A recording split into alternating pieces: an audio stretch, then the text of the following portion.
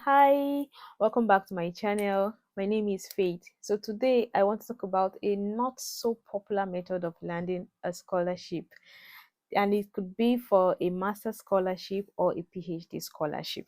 So what inspired this video was that recently I was speaking to someone really dear to me, and we're talking about application for a scholarship, and then I mentioned this method of applying for a scholarship, and from their facial expression I could tell that they were not familiar with this method. So I went ahead to explain to the person what it was and how to do it.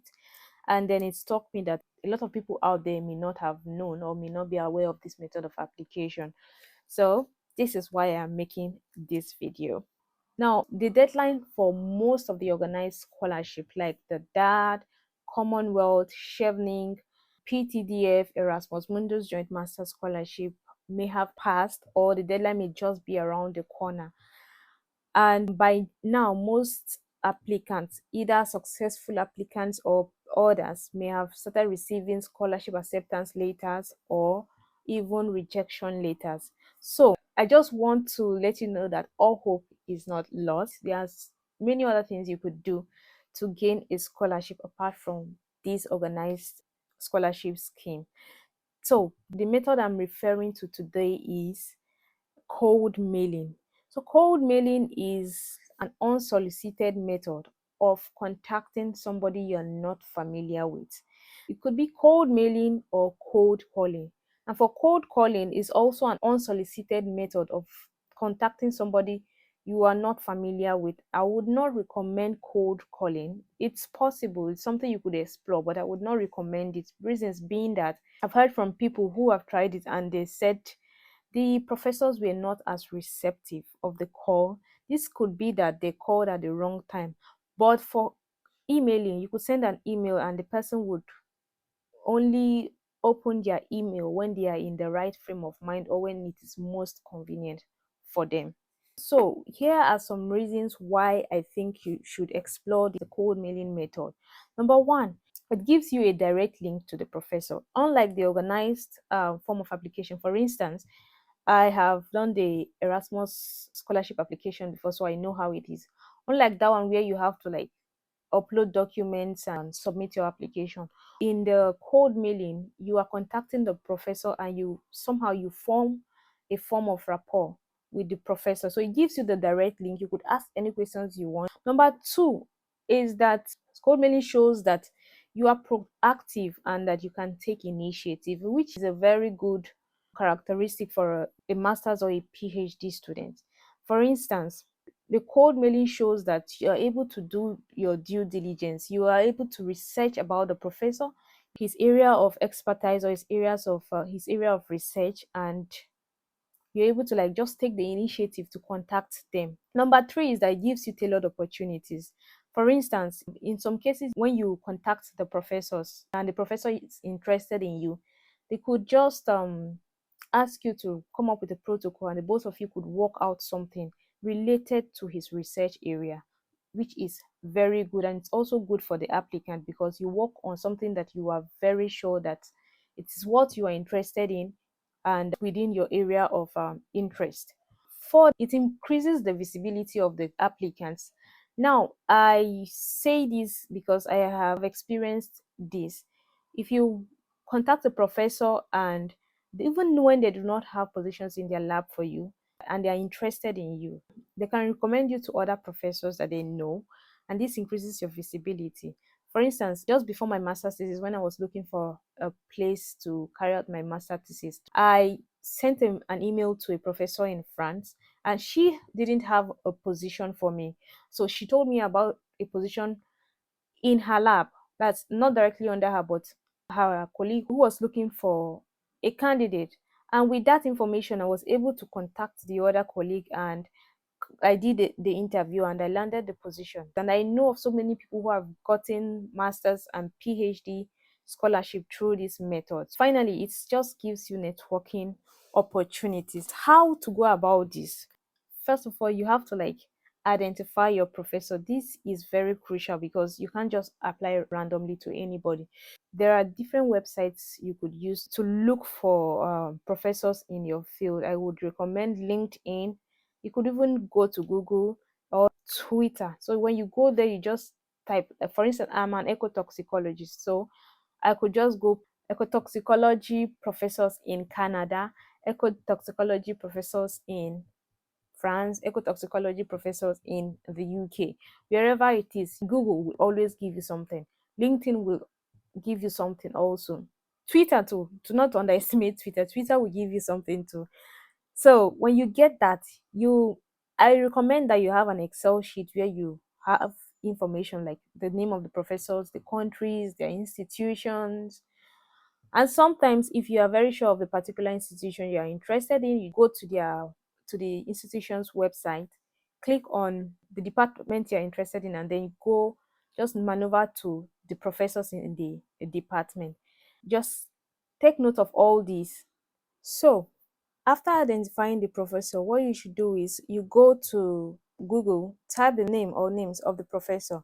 Most professors have websites. So after typing the name, you click on their website, go there, read about them, read about their research, check for their current students what the research is about.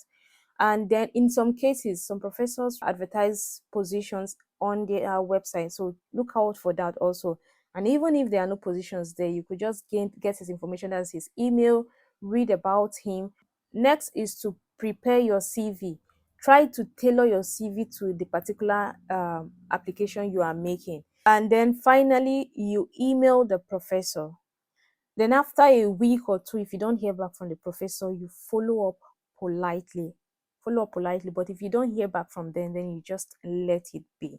These are specific things you should note in your cold mailing process. One, be respectful and concise. Please be as polite. No, I'm not saying you should beg. No, but just be as polite as possible and be concise.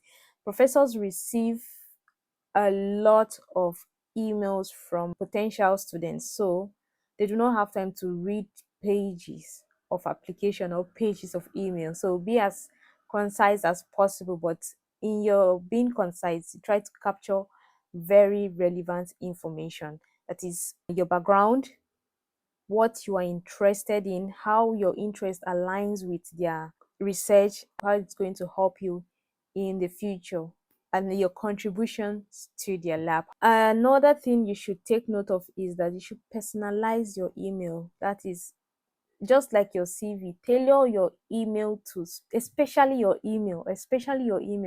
You can use one CV for more than one professor, but for email, no, tailor your email to a specific professor because research area is different. Your email should be specific for specific professors. Please, this is really important. Don't send generic email to a professor. And then be as clear as possible. Don't beat about the bush.